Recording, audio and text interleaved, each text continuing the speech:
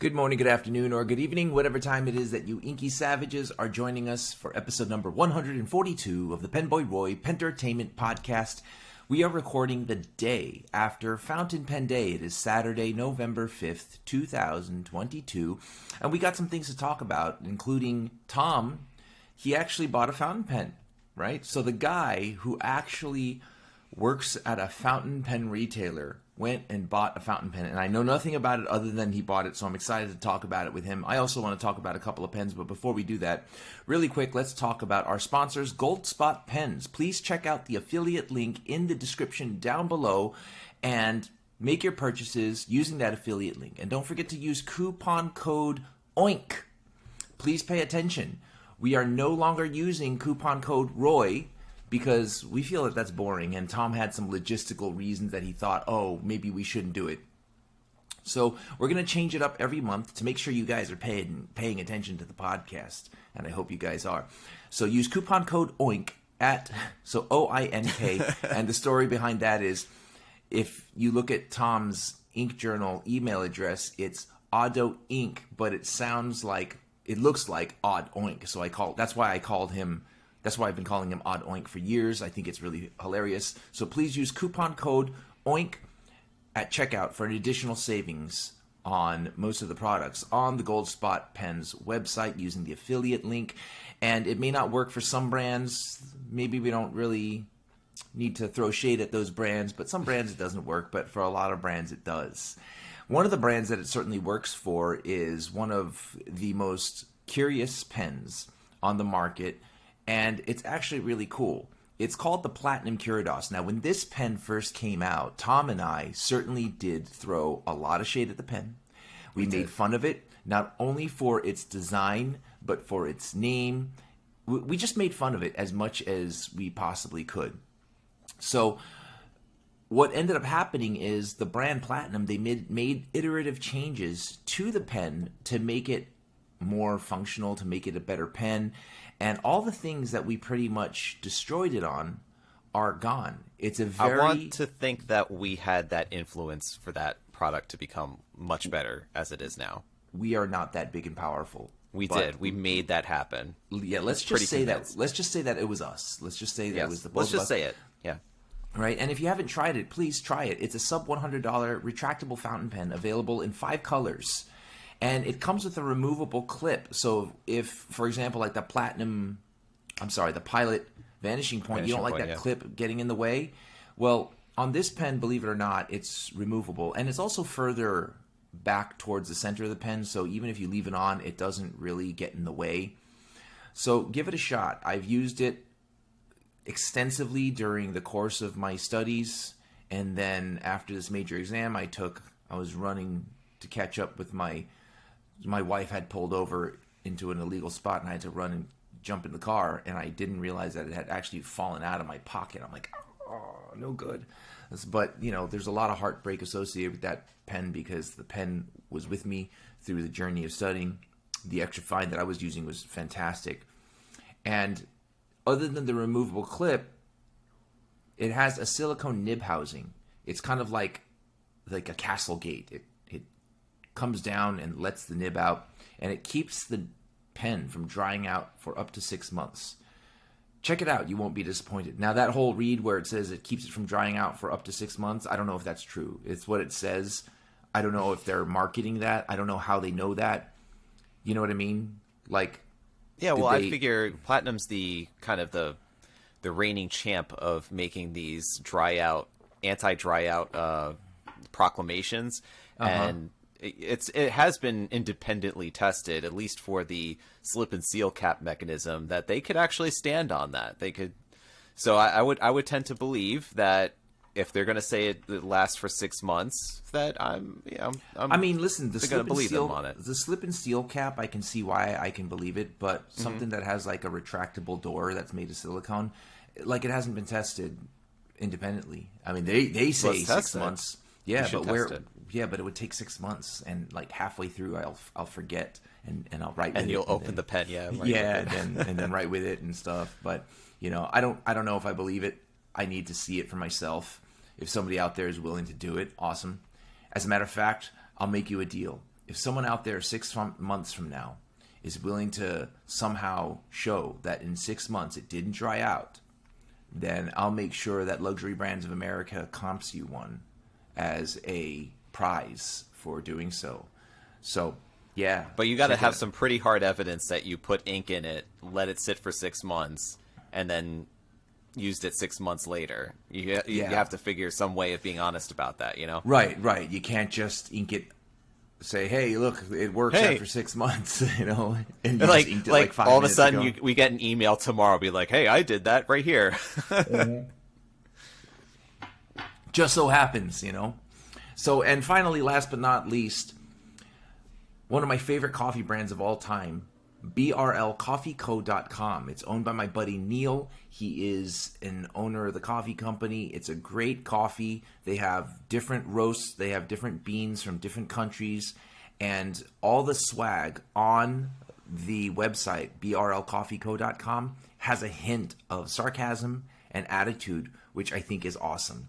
It is nothing but a lot of fun with some great coffee, and no matter what color roast you get, how dark it is or how blonde it is, they all have just amazing flavor, and the caffeine content on the blonder roasts are higher, but it doesn't give you the crackhead jitters, which is always a positive. So please purchase coffee at brlcoffeeco.com. And if you are not sure what kind of roast is appropriate for you or what you like, you can always reach out to him by email. He loves interacting with people and talking to people about coffee. He's such a coffee fanatic. He'll sit there and talk to you for an hour about coffee like we would talk about pens. He has a passion for coffee. His mugs are funny. His sticker and swag is funny. So make sure you check them out. And also use coupon code ROY. So this coupon code hasn't changed. Coupon code ROY at checkout for an additional savings on all products on the brlcoffeeco.com website.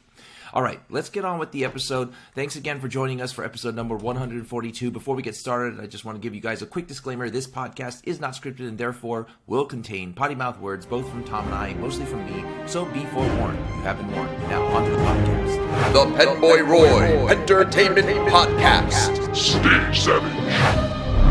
So I was able to catch a little bit of your Fountain Pen Day video that I had suggested you do, and it means, first of all, I had a lot of fun while watching it. I know Chris was behind the camera.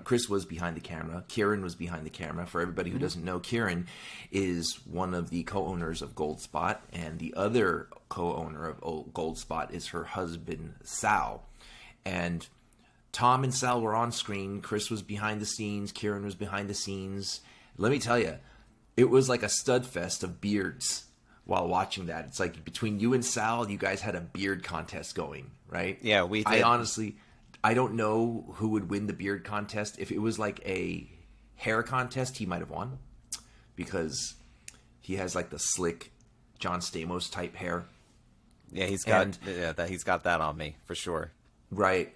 And if it was like a beard contest between you and I, this is as good as it gets for me. This is probably the same amount of growth time, too. But I was watching it, and I was really enjoying it. Unfortunately, I was working, so I couldn't be there, and I also couldn't stay on for the whole thing. But you guys were showing some pretty cool pens. One of the pens that was displayed by you and Sal that really piqued my interest, maybe it wasn't on your video, or maybe it wasn't on that particular video. It probably was. Okay, I'm going to talk about it. It was the Benu.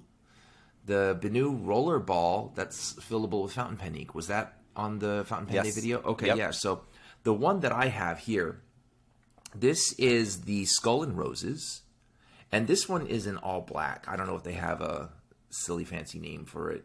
I think it's called Crow. It's called Crow Black. Yeah. Okay, Crow Black. That's actually pretty cool. Yeah. Now, are we talking like Crow because of the bird, or are we talking Crow because of the Brandon Lee Dark Horse comic book movie? I'm thinking because of the bird. Okay. Yeah. Okay.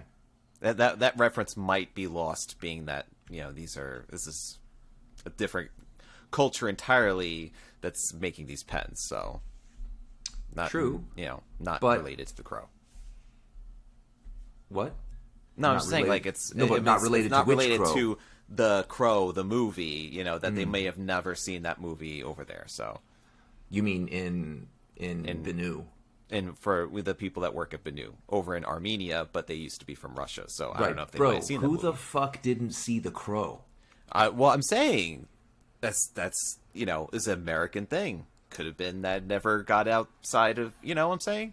I don't know that. You can't go ahead and just tell people publicly. Well, I would that just think they didn't I would watch just think the that movie. most likely it's going to be for the bird. Okay. Because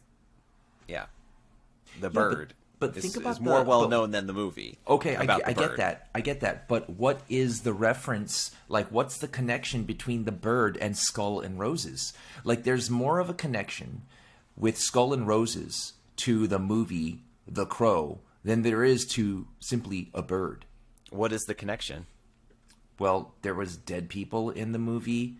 Like, dude was buried alive, and then he just, like, not buried alive, he died, and then just, like, busted out of a grave and stuff like that. There were crows in the movie, and there were skulls in the movie, and there were also roses in the movie, right? There were roses in the movie? Yeah, there were roses here and there. They might have been dead. But I think that the Skull and Roses pen, the Benu Skull and Roses, I think it has more of a link to the movie The Crow than it does to a bird, The Crow. Right? Okay. So if you you have like a hesitant and almost just like you're pandering to my concept, but you tell me, what does the bird, the crow, what is its connection to Skull and Roses? It's black and crow-like.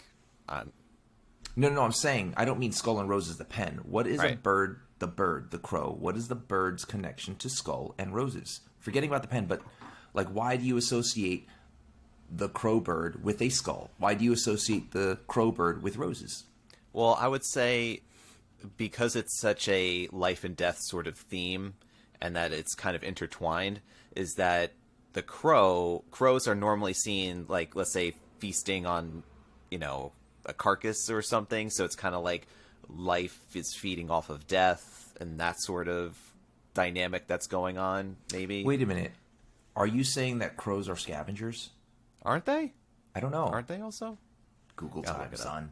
It's Google we got to time. make sure, because if we're going to say that, then we have to make sure that it's correct. Unlike most of the shit that I said last week in regard to paleontology and excavating, I got a lot of emails about how essentially saying... Oh, also a group of crows is called a murder of crows. So that relates to death, right? Wow, Death with really? skulls. Yes. Is that what you're looking at right now? Yeah, so PBS.org says that crows are both predators and scavengers, which means they will eat practically anything. They'll eat roadkill, they'll eat anything else, whatever. So, but they will eat roadkill. So I wonder if you put a crow in a cage and gave it like a McDonald's cheeseburger, would it eat that? Because if it doesn't, then we really need to examine whether we should be eating that stuff. I've seen things before where, isn't it like you could put, let's say, a Big Mac in its box or even outside, and you just like leave it there and it doesn't go bad like everything else would, like mold wouldn't grow on it and things like that. It would just like still stay in the same. Really? I've seen some things like that before where someone's like, oh, like I took a time lapse picture, it just didn't decompose like a normal hamburger would. Wow. You know what we should do? We should alter what we were saying in the sponsorship about how we should put a platinum or independently test a platinum fountain pen to Curatus to see if it will I get what you're getting at here. Put a Big Mac next to a platinum Curados and see which one dries out first. Which one do you think will dry out first? The Big Mac? Oh my god! I want to go buy one just to do that right now. Right. I want to do that. Yeah, the thing is though, you can't do that with McDonald's burgers or any burger for that matter in your house because you have 2 dogs. That cheeseburger will never make the 6 months. Mm-hmm. It might make 6 minutes at best, right? Because dogs love cheeseburgers. Dogs love burgers. They like my one dog will just jump on the table and pretty much devour anything if like left unsupervised. So really, mm-hmm. They're not supposed to. No, I'm pretty sure that our second rescue dog Aria was just a savage. Like she if you're not looking, she will just be like, oh, mine's, and just like jump on the table, and she's devoured already an entire like at least 2-3 pounds of chicken, thankfully without the bone. And then one time we had cupcakes that were in actually wrapping, a cellophane wrapping, and she just went to town on that. Thankfully they were vanilla cupcakes, and thankfully they only had paper wrappers, because then that would have, had a whole other host of issues. But both times, like, and you could just see she's like only 13 pounds, but what happens is, like, she eats all that food, she swells up like a beach ball. Like, she just looks like, she looks guilty. She's like a snake that just ate, 15 mice. Just giant beach ball. Elaborate on two things? Mm-hmm. You said she ate like 2 pounds of chicken. Thank God there were no bones. Was the chicken cooked or was it raw? It was cooked, yeah. So I had just actually cooked it and cut it off. So I was grilling it. By grilled, it was like the rib chicken breast with the bones and everything. I had just cleaned off everything, so I cut all the chicken off the bones, and I put it on a plate, and I had just happened to just go outside, I think, to get something else.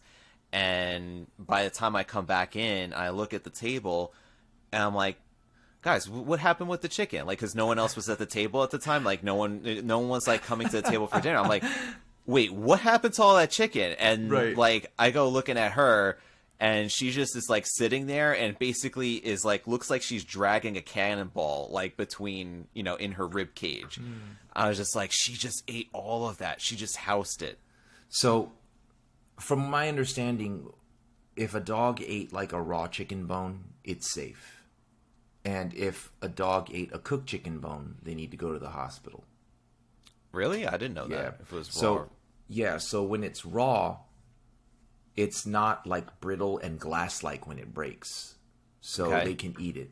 If the chicken wing or the chicken bone is cooked, now you have an issue where the bone becomes brittle and glass-like when it shatters and breaks. So that's why it's so dangerous for dogs to eat the bones. No, I was very lucky in that case, because it was a lot of chicken. I didn't understand the cupcake thing. You were saying, thank God it's vanilla. As like, if it were strawberry. Well, it's chocolate. Chocolate's bad. That's right. Yeah. Right. It's same for cats, actually. I just realized that. Yeah, so if there was chocolate in it. So, all right, so just don't leave any food lying around. No, we've learned. And the second time when that whole cupcake thing happened, I flipped out. Like, my daughter will never let me live it down. Like, I basically threw a chair. I was so mad and upset over the fact that we just let it happen again. Right. and that on top of it was something, because like the chicken, chicken's like, normally you would even make boiled chicken for dogs when their stomach's not that great. So it's, it's not terrible to eat for chicken, but when it came to like eating a whole thing of cupcakes, I was just like, that's just terrible, Terrible how? Like, it's not good for the dog, terrible? Yeah, it's definitely not keto friendly, so. No, certainly isn't. But you know what's funny, though? You would think that dogs are like children, so I guess maybe not, but you would think that a dog would know not to eat something that's bad for them. I guess not, right? Because she just has no. That's what I'm saying. I think she was like a street dog. I have no idea her backstory before we got her, but she was already a year old. I was like, I feel like she's like one of those like street dogs that just had to like survive on whatever was there. So she was like the Lady and the Tramp, was like in the back of the alley eating the leftover, whatever was coming out of the eateries or stuff like that. We just come up with these very creative stories about how she was like when she used to live in Atlanta. So yeah, but I think that, I don't know, I think it is funny that dogs know to eat stuff that people eat. Like, if you see a stray dog and you're trying to like coerce it to like come out or something like that so you can like catch him and get him adopted, if you used French fries, they'd never seen French fries before, but they would eat French fries. You know what I'm saying? So it's kind of strange, but I think it's kind of interesting. Well, dogs also sometimes eat their own shit, so you can't really. Do they really? Yeah, like our old dog that had passed away would sometimes just like eat his own poop, and it's just they're not gourmets. They don't have very like elaborate tastes. Wow. Okay, so that's gross. I just want to see this. So going back to this pen, what I really do appreciate about the new Benu Skull and Roses, I don't know if this is for all the pens across the board. I would assume it is, because they're pretty good with keeping things consistent, is it's only one and a quarter turns to cap and uncap. Nice. Whereas with previous iterations, it would be 1, 2. It's almost 3. Some of the pens, especially the Euphorias, it's almost 3 rotations to uncap it and cap it. So it takes a while, but this one, it doesn't do that. And secondly, I am really curious how they come up with new designs and create new innovative pen designs so often, right? Because the idea is like, listen, if you're going to create a new mold, you have to create a new machine to create that mold, right? So I don't know what they're doing. Are they 3D printing? Do you know? Are they? Have any idea? As far as I had seen in the literature, and I had not confirmed this with Kate from Bennu, I would love to see a process if they could do a process video on this, because sure, it looks like from what it said is that it was engraved down. So, I'm thinking maybe like a CNC milling machine that would go in and just subtract the material to then create the shapes around it. You think so? I was just thinking more than likely, I think it would be an injection molding. But then again, like, do you see where the lines are? Where are the seams? I don't see them. That's the thing. I don't see injection molding seams. So I'm very curious as to how these pens are made. And I'm pretty sure they wouldn't want to share that, because the designs on a lot of these Bennu pens, they're so unique that it almost comes across as proprietary. Yeah, right? I mean, So I look at that. There's nothing else that's out there that looks like Skull and Roses. Yeah, I wouldn't be surprised if the way they manufacture their pens is a proprietary method, right? And these days, more and more, I've been appreciating Bennu, the brand, just more and more, because what I'm finding is Bennu, they're really innovative when it comes to fountain pen designs. Right. Did you catch during the live show? Did you catch when I was like, "All right, we're out with the old," and then Bennu? Did you hear when I said that? Yeah, you didn't see the comment. Oh no, I didn't see any of that. That's right. All I heard was like, "Oh, Roy chimed in and said your beards look great." So I was like, "All right, fine." I even wrote, "Tom stole my line, my Bennu line." Yeah, but when I saw that, Straight I was like, up nice. But what I really like about Bennu is they are truly innovative when it comes to fountain pen design in terms of aesthetic, right? So there's nothing innovative about a cartridge converter. There's nothing innovative about the nib. There's nothing innovative other than its design, but the design is so fresh and new. I really do think that they are one of the more innovative, newer pen brands to have come out into the market over the last several years. You know what I mean? Absolutely agree. And I also think, as new and innovative Novelar or Narwhal, whatever their silly name is this week, I think Bennu has them beat. Now, yes, Novelar or Narwhal, they are doing something very unique when it comes to cost versus what you're getting in terms of a piston filler. They have their own nibs. They're making their own nibs, like they're not going Jovo, Schmidt, or Bach. And they're using materials. They have different unique ink windows, like the portholes and the Nautiluses and stuff like that. Very cool. Oh, by the way, congratulations on that new pen by Nautilus. The new Nautilus pen that you guys unveiled yesterday. The Mariana Trench. The Mariana Trench. Cool fucking name. Did you come up with that? I might have. Okay. Just say yes, man. No one's gonna like it. Okay, good. Well, because I don't want the hate mail in case that offends somebody. I don't know. I'm just kidding. But this pen here, it's like Bennu, the brand, they're so innovative in design that I have to say they're one of the more innovative brands out there, right? So, like, there's a lot of brands out there that are doing things like, making the same model with a new color every other month. There's nothing innovative about that. It doesn't matter. It doesn't matter if you're using a material that hasn't existed. Well, that makes it innovative, using a material that hasn't existed before, but no one's doing that. Everybody's using material that existed already. So there's no innovation there. And then you got cartridge converters in just acrylic pens or different material pens. Nothing innovative, right? So you might pick a cool color, but that doesn't necessarily make you innovative in any way, shape, or form. These designs are innovative. They truly are.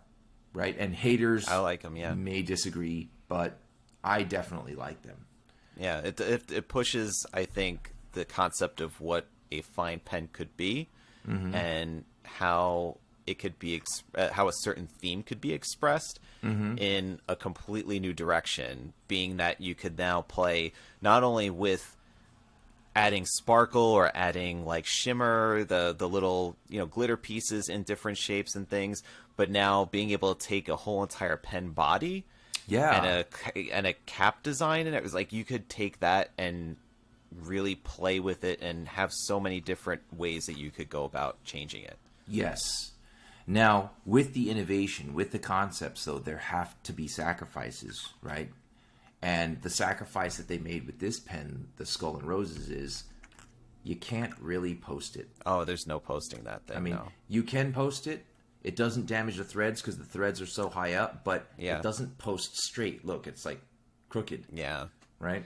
But I think the point is that it's a pocket pen. It's like a little small pen you could throw in your pen case or in a loop or something, and be able to have it as a quick draw. Just grab it out there and write with it and stuff. It's more about the form over the function. It's like you would, if you're all about like the ergonomics, the utility of it, Benu's not a brand for you. It's more or less like go for like Lamy, right? Right. But this is about the artistic expression, about the connection with the theme.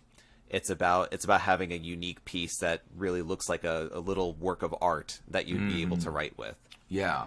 And you know what I like, though, also about the brand is they make their own pens, right? And what I mean by that is Benu manufactures their own pens. They're not a pen brand that just has Taiwan or China make the pen for them, and then they have a nib unit imported and screwed into it, and then they stamp their name on it and then charge $200 for it, right?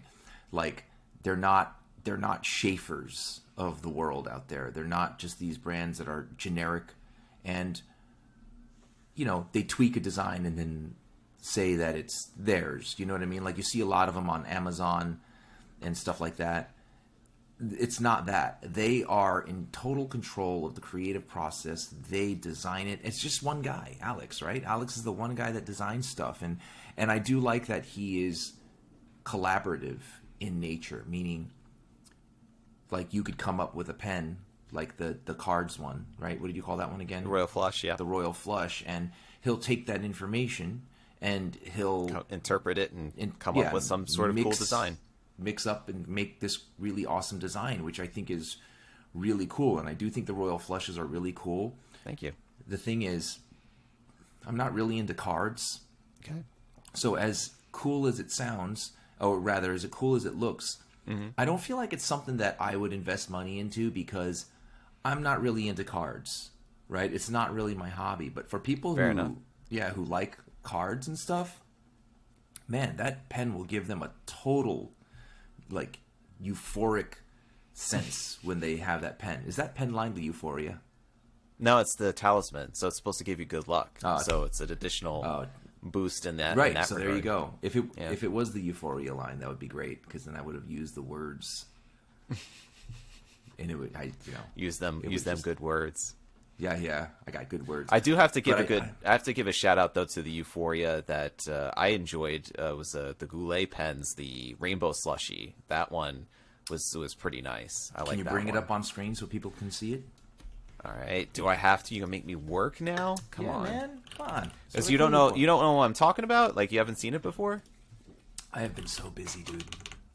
There's no excuse. Yeah. No excuse. Let me see. Rainbow Slushy. I'll bring it up here. Give me a sec. Let's see. Share. Rainbow Slushy.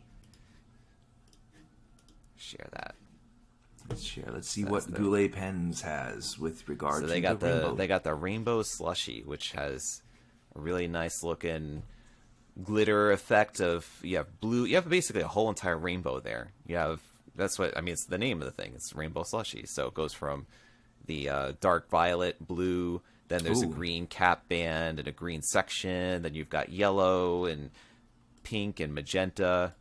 I gotta say, I love that green section and how it contrasts. Like, it's a solid green that contrasts. It kind of like gives your eye, even the center band, it gives your eye like a break from all that's going on in the barrel and the cap. Absolutely. And that's like, You would think that naturally you'd be like, oh, well, we should just have the whole entire thing be glittery. But I love the fact that that was given as kind of like a spot of relief from all of the glitteriness. Like it just allows your eye to kind of be like, okay, enough glitter, and then there's more. And that but it also, the contrast makes you appreciate the prettiness of that green. You know what I mean? And I'm not saying this in a biased perspective because I'm just such a lover of green, but with all the glittery and all that's going on in the barrel and the cap, which is gorgeous, when you get to the section, it's such a contrast. It definitely invokes like, oh wow, that's a nice color. Yeah. Is there a description that we can read in regard to this rainbow slushy? Well, let's see. Let's close this here. The Bennu Euphoria fountain pen is part of our Goulet Pens exclusive special edition refreshment collection, all featuring fountain pens designed after fun drinks. Nice. Inspired by the magical rainbow slushy, this faceted resin fountain pen features a rainbow ombre of colors with lots of gold sparkles throughout. The barrel color transitions from a fun pink-red to gold with a translucent bright green grip section. The cap ring continues this translucent green color, and the cap finishes the rainbow with a vibrant blue to a deep purple. So, and then it goes into the Euphoria description. So, but I'm not familiar with the magical rainbow slushy. Is that like, let's say, a 7-Eleven thing? I don't really do slushies, but is there a magical rainbow slushy? No, slushy is not a 7-Eleven thing. Slushy is like but 7-Eleven has the Slurpee, and I think they copied the slushy. So I remember being a kid, I would go into delis, and slushy was an actual brand. I think it was spelled differently, though. I think it was slush and then double E, not IE. So I'm assuming that slushy is spelled SLUSHIE to avoid any kind of conflict with regard to branding or stuff like that.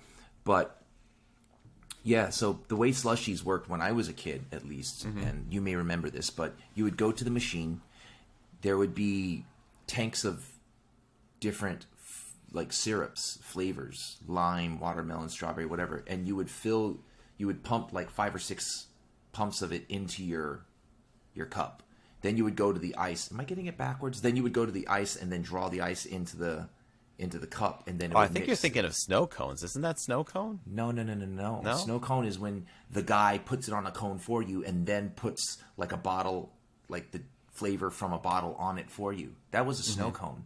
Slushy was like more of a drink, so it was like mulched ice that you put the syrup on, or you put the syrup goes in.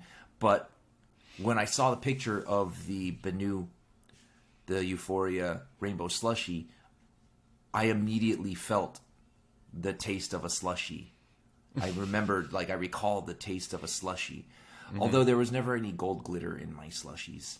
Oh, that's disappointing. Yeah, but you want to hear a funny story? So just so everybody knows, that's only $149 at gouletpens.com. No coupon code, sorry, but that's worth it. It's a really cool looking pen. I love that green grip section.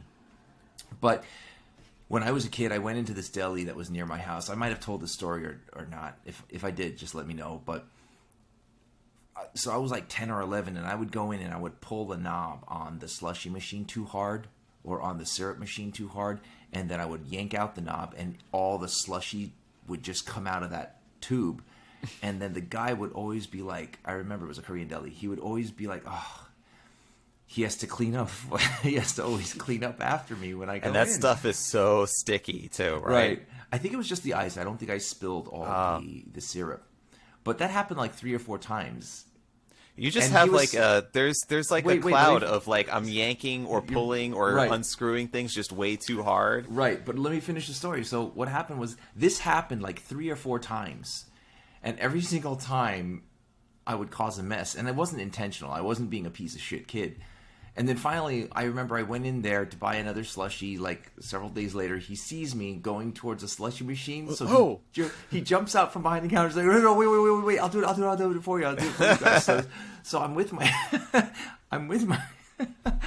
my sister, and she was there with me the whole time, every single time this happened. So, oh yeah, that's right. My sister would always go with me. My mother wouldn't let me go out by myself because at that time when I was a kid in the area I lived, crime was out of control. So we always went together. So she witnessed everything. And I remember the guy filled the slushie, put the squirts of flavoring in for both myself and my sister, and he's doing it for us. And you directed him as far as like, I would like that flavor, this flavor. Oh, no. 3 pumps of that one, 1 pump of this one. No, but he was being super accommodating because he just didn't want me to touch the machine. So he's like, all right, tell me what you want. I'll do it for you. Like, how many squirts? Okay, 6. Okay, bump, boop, 3, 4, 5, 6. And then this one, you want it like this? He's doing it for me. And then when he's done, he's like, okay, are these good? So I remember I'm looking at both.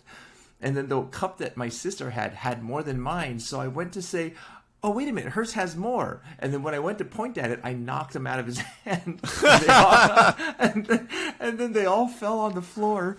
And I remember his reaction. His reaction was literally like, he just looked like, down. Fuck my life. He was just looking down at it. He's like, I feel so bad now. But he's looking down at it. He's just like, and then he went and got the mop. Oh, that was that's truly a funny, one of the funnier stories that I ever recall from my childhood, probably, and that after that happened, I don't remember if I ever went back again. I might not have ever went back There's again. A picture of you at that store Right. now today, like as a child. I know he didn't tell us never to come back. He was too nice of a guy. Yeah. I just don't know why we didn't go back again. Because the humiliation was just too much now at this point. No, I can't remember. Oh, you know what I think it was? I remember now. He took out the slushies. This is a total entirely. total dark turn. Oh no, come on. Don't do this to me. Oh, we were having a good time. Yeah. When we left the store, some random homeless guy with a shopping cart wearing like a dirty brown trench coat starts swinging a machete at us. Oh, jeez. Yeah. And then we were like, when we ran. And I don't remember if when we ran we retained our slushies or not, or if we threw them at him or something like that. Or something like that. I just remember the guy going after my sister like, and then my sister was screaming, and then, I was like, come on, let's go. Something like that, I remember. Yeah. So wait, so you mean to tell me after that point, the slushies dropped on the floor, this dude's just like, end it now. You ended up getting still 2 more slushies out of it? Like he filled up again, like more slushies? Yes. I mean, this guy was so patient. Wow. So nice. Wow. Unless he hired the homeless guy with the machete, so he's like, get rid of these 2. They're just making my life miserable. When they leave, I need you to hack their heads off. Oh man. Yeah. But yeah, remember I think that's why we never went back. As if that did take guy, a very, very dark turn. Yeah, as if that guy is always gonna attack us when we come out of the deli buying slushies every single time after that. But yeah, I remember. Imagine that you tried to throw the slushies at the homeless guy with the machete, and it missed him, went right into the store. Oh no! The guy's like, they're not even here. Slushy comes in like a Molotov cocktail. Flash! There's icy and slushy everywhere. That's hilarious. God. That was a funny story up until the guy with the machete. Yeah, it was a great story. Yeah. Yeah, I remember. I was like, why? And I didn't know when I was like 10 that was a machete. Or 11, I think I was. I didn't know it was a machete. Knowing as an adult now I know it was a machete. And then I remember him thinking like, oh my God, that guy. I remember thinking that guy has a sword. He's gonna kill us because like we heard so many stories of like kidnappings and then like decapitations of like kids' heads and stuff like that. So we were always afraid that was gonna happen. Oh, I was always afraid of that kind of stuff. But I was like, holy cow. And then now as an adult, I'm thinking to myself, that guy, the owner of that deli, or the guy working at that deli, he must have been so appreciative of that of that homeless guy in the trench coat with the machete. Because after that, we never went back to that deli. Oh, man. Yeah. And I drove by it a couple of years ago. The deli. It's not there anymore. I think the guy got fed up with me coming in there and causing a disaster. He just shut the store down. But have you ever been to any of those like do-it-yourself froyo places? Years ago, I think there was a place called, I can't remember it. Oh, Red Mango, maybe? Is that one of it? One of them? There's one called. 16 handles. The guy who cute after the John Hughes movie. Nice. Yeah. No, but I know the guy who's the founder of it. But I was just thinking of like other places that you would totally mess up the dispensing machines for, and then you would be never allowed back there again because like it would be like, I wonder why these machines are always shut down, like that they're blocked off. It's like, This guy Roy comes in every freaking time, man. This guy pulls the lever, it just breaks the machine right off. I said lever. Just say you said lever. You can say lever. No, but you know what the thing is, though? It's sad to think that, yes, I am an adult, so I'm probably not going to do that, but you never know. But I haven't been in one for a very long time, the self-serve stuff, because of, sugar. They don't really have them that much anymore, I found. No. I knew that was like a fad the moment. I'm like, all these, like, the Froyo, whatever, make it. I'm like, this is a disaster. Every time you walk into those things, there's like flies buzzing around because people are slobs. Right. They don't know how to serve themselves. Even if you give them like a super simple task of just like pulling on a lever to get some ice cream in a cup, they're still going to end up dropping it all over the place, or knocking something over, and then the place becomes a slop house. Yeah. It's unfortunate. Is this slop? Am I using that right? I think you're pronouncing lever wrong, I'll tell you that. I'm just looking it up. Urban Dictionary. Okay. No, I take it back. I think that was not a good word to use. Okay, yeah. So it's just sloppy. Let's just What's a slop house? Okay. Why is that? I don't know. I googled it and I was like, okay, there's things that probably was not the right connotation. So okay. What, slop house? Yeah, I don't think it's a good word to use for that. So what does it mean? I just quickly looked at it. We're just gonna put a shit behind us, moving forward. All right. I have a pen here. Don't want to touch that. Wait a minute. What is that? Is that the... Oh, wow. What is that? This is a pen that I bought recently from Cult Pens. It's called The Good Blue. Oh, wow. It's a brass pen. That looks nice. It's got a similar shape to that Bennu. Mm-hmm. It's got like a really nice blue. It's called a summer blue finish, and it's got like a brass section and knurled area here, and that's got like a nice little facet that I don't know if you can see a facet, but it's like one side. It's just to stop it from rolling. I see that. Yeah. So it just like would rest this way. You know what also does that? I'm sorry to interrupt. Is the Franklin Christoph? Yeah, the Stabilis. So, yeah, I noticed. I immediately noticed that when you showed that. What's the center band made of? It's brass. Oh wow, that looks cool. It is pretty cool, and it's got a white feed. It's got a white polymer feed. So, and the reason why I want to get this was that it has this nib on it, which you can see it's like got like an interesting cutout shape on the side, and so the nib slit goes all the way down to the base, kind of like a Noodler's does, and like it's got those Revolution, yeah, and it's got those winged cutouts, and it's titanium, and then it says "For the Love of Flex" is laser engraved on it. Okay, so basically what you have is you have a brass pen that's colored really nicely. It has a polymer clear white feed, and it has essentially a fountain pen Revolution nib made of titanium. Pretty much. You know what? Now that I think about it, I saw you writing with it on Instagram. It looks like it writes really well for a flex nib. What did you pay for the pen, if you don't mind me asking? It was, I want to say it was like about like 160, 170, I think it was. So, I mean, it's not exactly inexpensive. I was kind of expecting it to flex more than it does, but it does flex, and it requires a lot of hand pressure to flex it. Even on a titanium? Yeah, even on titanium. And then it writes very dryly when you don't flex it. So it's definitely not a wet writer. It will be very, very dry and kind of has like a little bit of a draggy point. So, but it does give you a good line variation.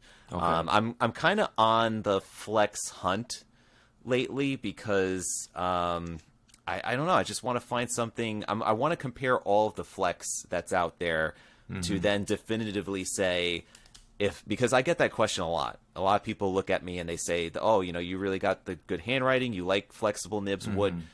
what do you recommend for this type of budget or whatever, you know? So I really want to go and explore all the different options out there. And that leads me to my fountain pen day purchase, which I actually bought at full price or whatever on a Singapore website. I bought the Blue Dew, which is coming. It's called the Blue Dew. It's that's got a completely different looking. Want to share it with everybody? Nib on Talk it. about it. I'll get that up on here. Yeah, it's called the Blue Dew, and it's from Singapore. Yes. Okay, so you bought this. Was there some sort of a sale because of Fountain Pen Day? Does Singapore Absolutely recognize? none. I just was I like I said, I'm on the hunt for Flex, and this was another one that I wanted to explore because I had seen that this is capable of kind of like the, what's it called? Like the like a calligraphy type of flex nib, like you would see as a dip pen, but it has housing and the nib unit is like replaceable too, but like it resists corroding. So I'll show you one that is not the exact model that I got, but it has the nib on it that I did get. Okay. Give me a sec. Hold on, let me share. You're bringing it up right now for everyone to see and for everybody listening. Why don't you go ahead and wow, that's a nice acrylic pen. It almost looks like a Penlux. Yeah, I mean they probably still use all the same types of acrylic, but this is what I really bought it for, was this Blue Dew Flex nib that has its own specific, nib unit with the feed that's attached to it and everything. So it is capable of that very wide amount of line variation. All right, well, keep talking about it. I'm going to make a wee-wee. I'll be right back. Keep talking about it. Yeah, so that is actually not the color that I purchased. So I did buy the writer in the demonstrator because the other ones that are less expensive are about like $88 or so there. This one is $145, and then you could add the flex nib unit on top of it. So it does come with a nib already. It's got like a vintage little heart, I think, in the middle of the breather hole there. And this one has the vacuum filling system that you would find commonly on, let's say, a VAC 700 or Pilot Custom 823. So I thought that was beneficial because if you're just dealing with a converter all the time, especially when you're dealing with a flex nib, you're going to run out of ink pretty quick. So I wanted like a nice reservoir of ink on this pen. And then this one's a little bit fancier because it's got an actual sapphire in the clip.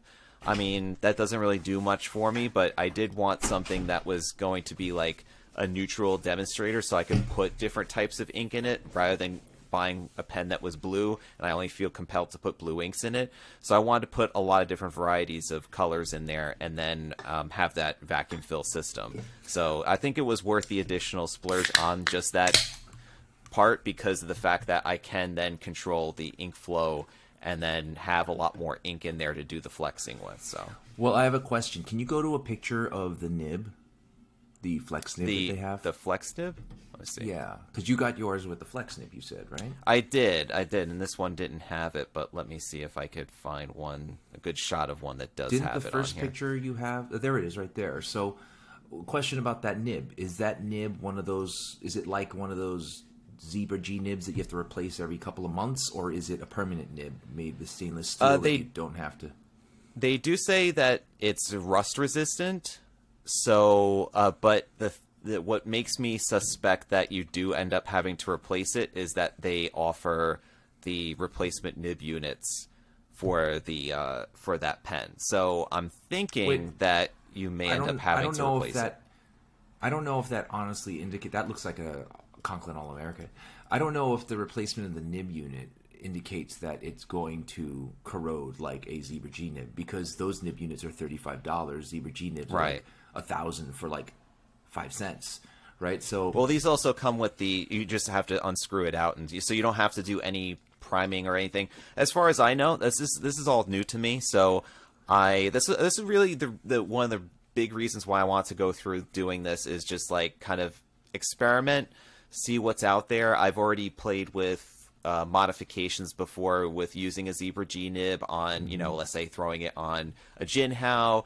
I've also had a Desiderata pen before that has the Zebra G nib on there. So I'm already kind of familiar with what's out there in that term. So I want to give this a fair shake too, because this looks relatively different, in terms of like how they're approaching that same solution, right. with I a also different think, type of nib. I think that compared to the Desiderata pen company, I feel like this is a less expensive alternative with a more permanent style of a nib if they're saying it doesn't rust. Because the problem with the Zebra G nibs is you have to constantly replace them. Right. And then the feed might be a different shape, but this one actually comes with the feed and the nib unit, and from what it looks like, the nib unit is permanent. Yeah, and you would have to prep and prime the Zebra G nibs to actually use them in the first place. Yeah, and then on top of that, I have heard a lot of cases of the Desiderata pens. He makes them super thin so they crack very easily. Did you What, hear the anything? feeds?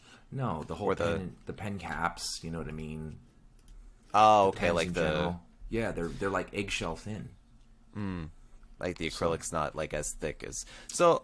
Yeah. I'm just eager to see what else is out there. I'm also playing around with. So this was my fountain pen day purchase. I just wanted to share that with everybody there. I'm also eager to explore the possibility, and I've done this. I've written with, let's say, the custom 912 before, but I do want. I'm considering going the route of getting a custom 912, getting the double channel ebonite feed from Flexible Nib Factory, and then on top of that, sending it to Bokumundo to do the rodding and stuff on it, just to make it look like really cool looking.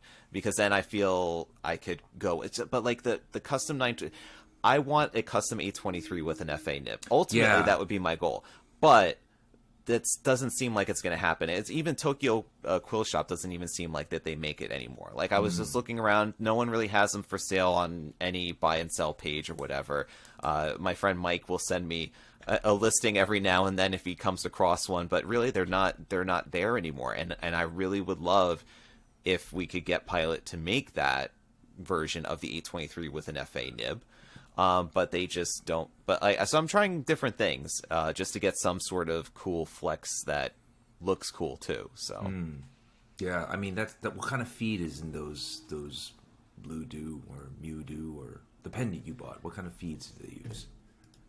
They don't specify exactly. I wonder how it's going to be. On there. I'm looking forward to hearing your feedback on that puppy. Yeah. I am looking forward to trying it out myself.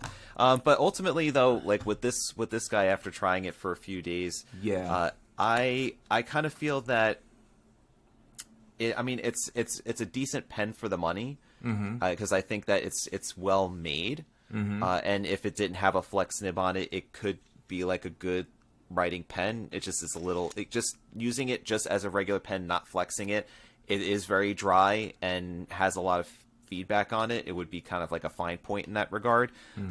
But for what I'm buying it for the flex, I'm not really. I probably could have spent my money better on a Pilot Falcon, and I would get like the flex would be a much easier and more line variation. So I wouldn't recommend it for flex per se. And I think what I'll end up doing with it, because I have a very strict policy on my range of pens, I'm not going to be collecting and keeping this around, is that I'm going to end up doing a giveaway on it at some point. So, yeah. Okay, cool. Yeah. So you're talking about some of the pens that you bought on Fountain Pen Day, and I actually didn't buy anything for Fountain Pen Day for a couple of reasons. And one of the reasons actually lines up with an email that we received from our friend Eric with regard to episode number 141, the prehistoric discussion. So I'm going to read this email real quick. Roy, I think you are missing a huge possibility regarding the lack of fossils of people. Imagine a world a long time ago where the seas were dominated by giant jellyfish, like 300 feet across. No brains, no blood, nothing to remain after they died and decayed. Now imagine that most of the people lived close to a coast with temperate weather, supply of fish, etc. The erosion would wash them to the sea eventually after they died. Like the jellyfish, nothing remaining to see or evidence. 2/3 of the world is covered by ocean. Lots happens there that we have no history or evidence. Thanks for continuing to put on a great podcast and now YouTube videos. I'm informed and entertained, and that's all I can ask for. Well, thank you, Eric. But here's the part of the email that I wanted to share with everybody that I think is very relevant to the fact that I didn't buy anything for Fountain Pen Day. I have an idea for a show topic, he writes. He says, you seem to be a pretty disciplined person. He missed the target on that one. How about a discussion with pens, ink, and stationery where you talk about how much is enough, when to say no, and how to keep the desire and buying manageable? Okay, so let me address a few things in that email which I think are very relevant for this podcast and talking about it. One, disciplined person is the last thing I am. When it comes to like things like diet, exercise, things like that, maybe I'm obsessive. Discipline, I'm not really sure. Like, I certainly am obsessive, and I get focused on one thing. And this is also going back to the whole thing that I share with everybody, because I have no shame about it, is my lifelong battle with ADHD, right? So this is something that is common with people with ADHD. They have an inability to focus or pay attention to something that they're not interested in. But if they are interested in something, they become so laser focused. It's a very common thing, right? And as a result, I did find, just through luck, that the ketogenic diet really helped a lot of those things. Really quick, I'm sorry I'm going off on a tangent, but I think there is a need to destigmatize ADHD and these kinds of things.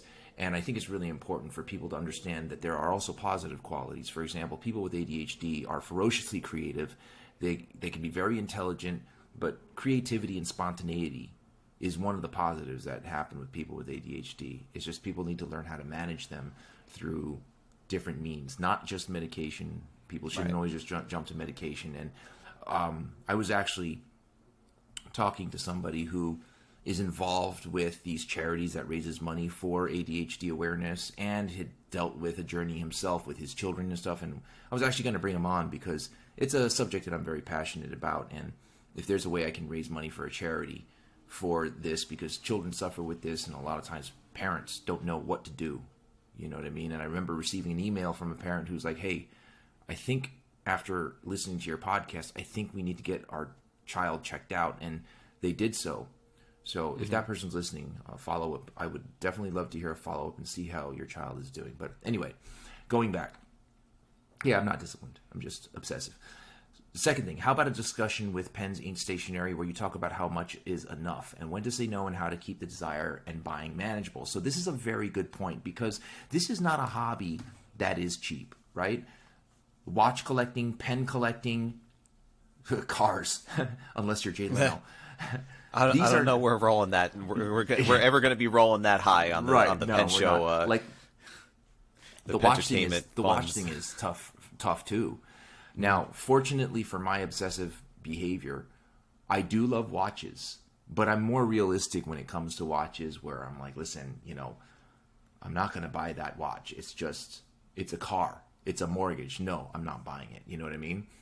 And if you're looking at this watch, this one was a gift. I didn't buy this one. So anyway, very generous gift. But so listen, when it comes to when enough is when you find yourself buying pens, inking them up, and then not using them for a week. You know what I mean? Like, that happens to me a lot. So eventually what happens is I'll buy a pen, or I'll acquire a pen, and I'll find that I enjoy the opening it. I enjoy holding it, looking at it. I enjoy inking it up and using it to scribble in a notepad.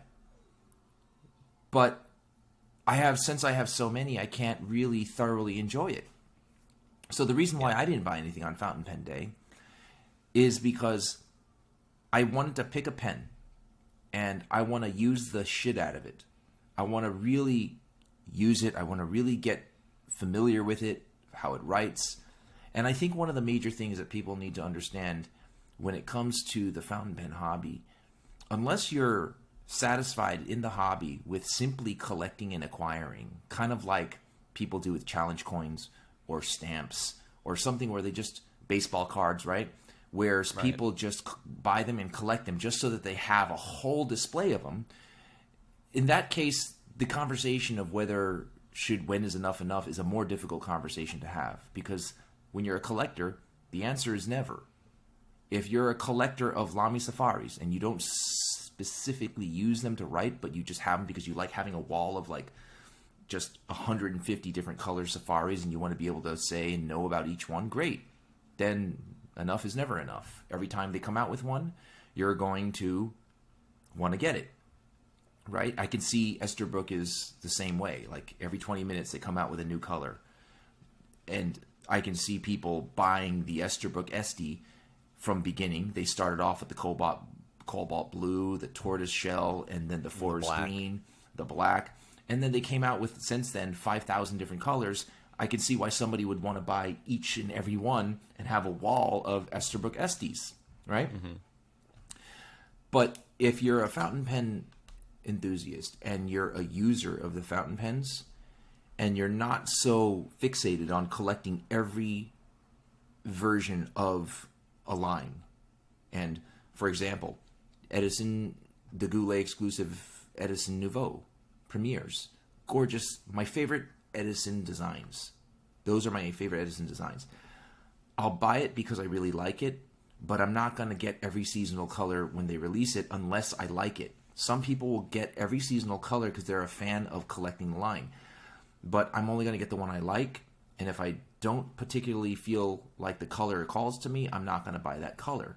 But when I do, I want to be able to use it. I want to be able to make use of it. Because to me, what makes it worth buying is the longevity and use I get out of it, as opposed to just having it. Right? Yeah. And that's the beauty of the fountain pen hobby, is that you are encouraged to use your collection. You know, it's not something that is generally not something you would, for most people at least. Like, I mean, I know some people, especially like Retro 51 collectors, a lot of them just still stay new, sealed in the box, because those, it's a different story in terms of all the themes, the limited runs that they do. But when it comes to, like you were saying, Esterbrook, it's more about, okay, well, I'm going to buy it with the idea of using it, or I'm going to buy it just to collect it. But if I'm buying it to use it because I like the color, for me at least, I know it's going to be a matter of, like, do I come back to this pen? If I'm looking for a pen to ink up and I see them all lined up out there, which ones am I going to and which ones do I kind of not go to in that lineup? And then if I find myself not going to a certain pen over and over again, I was like, oh, I haven't used this in like 3 months, then I'm thinking maybe it's time that I could part ways with it to get something else to replace it. Right. So, I mean, did we really answer the question there? When does it know?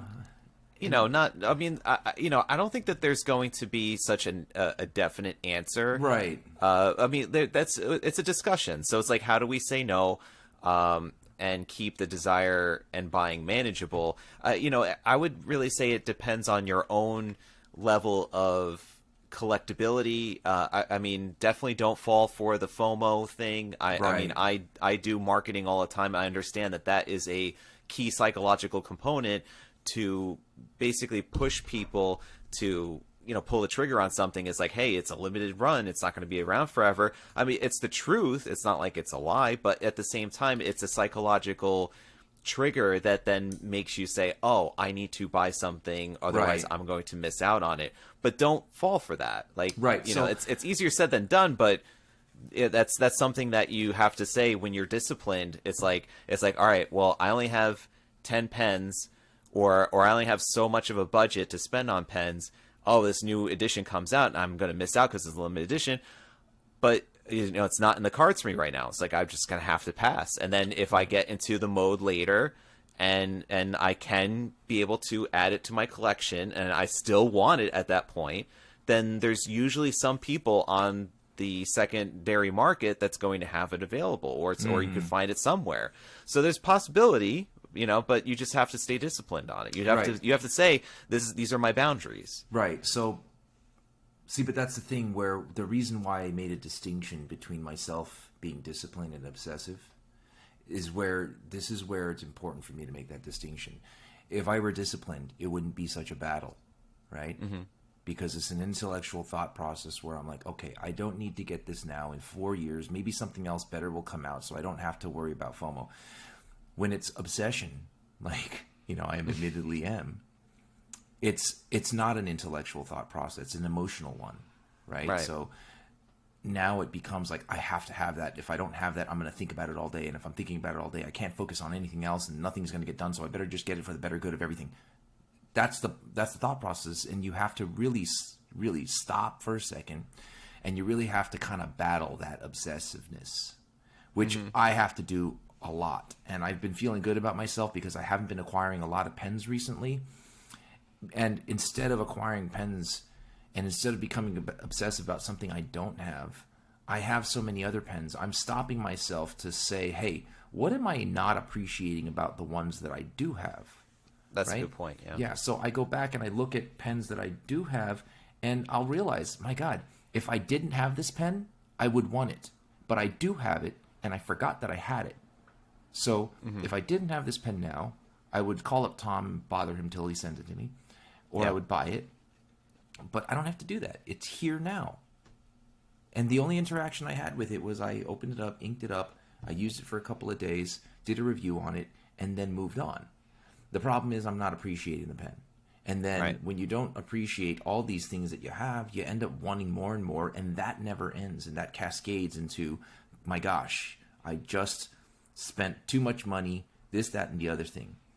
Yeah. So my solution is, let me just go back and let me take a look at what I do have and let me enjoy those again and again. And then what you find is when you take something that you like and then you enjoy it over and over and over and over, you start to build a connection with that pen or whatever it is. It could be a watch or something. And you start to appreciate it more. And then later on you find that you having utilized it more and appreciating it more and being more connected with it. And I know we're talking about an object and people are going to be like, hey, guys, relax. My thing is, though, it becomes yours. So the scratch that you have on it or the thing that makes it not look brand new is yours. It's a part of your history. And it's just, I think there's more to like about it at that point in time. There's more subjective reasons to like it, which conflicts with like someone like us who do reviews, because you want to review things objectively. So part of the reason why I always like use a pen for a review and put it away is because I want to remain objective. If I become emotionally attached to it because I'm using it for nonstop, like I said, you have more subjective reasons to appreciate it and you can't review it anymore. You know what I mean? So that's why sometimes I'll get a pen and I'll be using it a lot and then decide I can't review this because there's no way I can do this objectively because I like what happened to me on the days that I used it. I had the pen and I met Elizabeth Olsen and she took it from me and then, But still, I feel like that's a cool story to be told, though, because as we know, our pens start to develop a narrative that starts from how we receive them and then how we use them and how they kind of become our companions and they travel with us, they study with us, we do stuff with them. So I kind of feel like that's a cool story to be told too, even if you do use it extensively and it becomes more emotionally connected or connected in a way that no longer makes it just something that's a blank slate. Like it doesn't, what I'm saying? Like I kind of feel that that's a really interesting way to approach a review too, is like, well, here's how I lived with it. Yeah, no, that's cool. That is cool, but that's not a review anymore. That's just that's sharing an experience that you had with, and the reason why I say that is because your personal experience with something and the story that you have to tell is not something that someone who buys the pen can have just because they bought the pen. A smooth writing experience, a good ink flow, iridescent acrylic is something that if they buy the pen, they can experience it, right? Me having the pen and then happenstance running into a celebrity like a hot one like Elizabeth Olsen, and then she brushes it through her hair, and now the pen smells like her hair, and then I'm sniffing it all day long like a creep. I don't know. I'm making something up. The point is, you can't promise them that experience. The only things you can promise them experience is the things that are detached from your personal experience. You know what I'm saying? Mm-hmm. Other than the way it writes, the ink flow, the acrylic, and that kind of stuff. But anyway, that's the answer to the email. I thought it was a very interesting email. Skater Cruise also wrote us in a few things too. We're out of time, but we will definitely get to these. And she's just talking about her her card game experience, because we were talking about card games and stuff like that. Mm-hmm. You know, and her connection to dinosaurs, her favorite dinosaur. I appreciate it. She wrote us too, actually. So, well, if you want to, we could read it for the next episode if you want to do that. Yeah, let's do that, because. Yeah. But before we do that, I do want to wish her a speedy recovery without putting her business out there. Mm-hmm. You're going to be just fine. Hit me up if you need to chat, or if you need anything from us. Let us know. We'll of course be there, friend of the podcast. Anyway, I just want to say to everybody listening, thanks again for joining us for episode number 142 of the PenBoyRoy Pentertainment Podcast. I really do appreciate it. Thank you for watching or listening, whichever medium you're using. Be well, be safe. Stay inky.